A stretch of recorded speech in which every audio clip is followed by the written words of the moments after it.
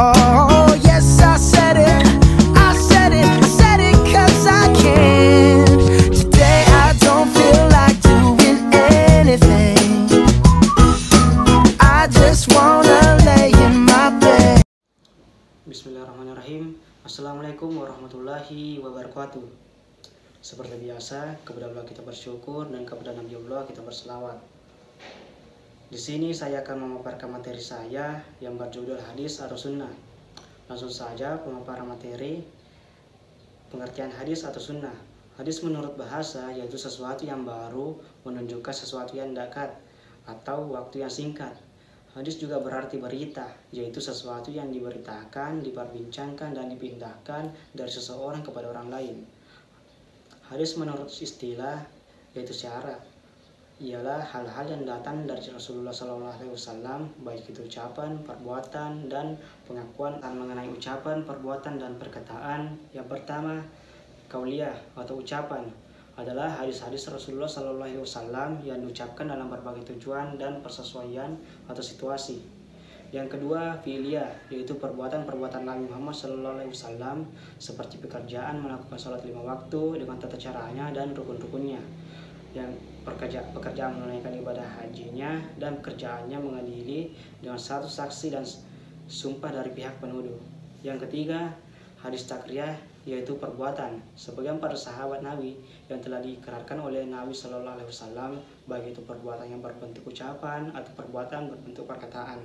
Sedangkan ikrar itu ada kalanya dengan cara mendiamkan dan melahirkan anggapan baik terhadap perbuatan itu, sehingga dengan adanya ikrar yang dipersetujuan itu.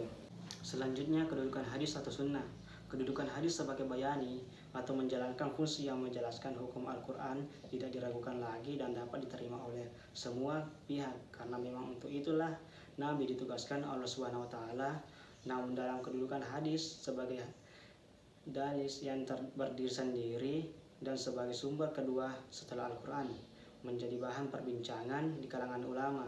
Perbincangan ini muncul disebabkan oleh keterangan Allah sendiri yang menjelaskan bahwa Al-Quran atau ajaran Islam itu telah sempurna, karena itu tidak perlu lagi ditambah oleh sumber lain. Selanjutnya, fungsi hadis.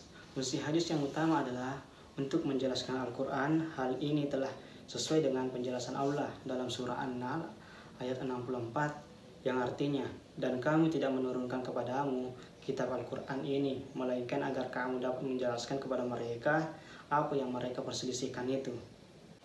Dengan demikian, bila Al-Quran disebut sebagai sumber asli bagi hukum fikih, maka hadis disebut sebagai bayani.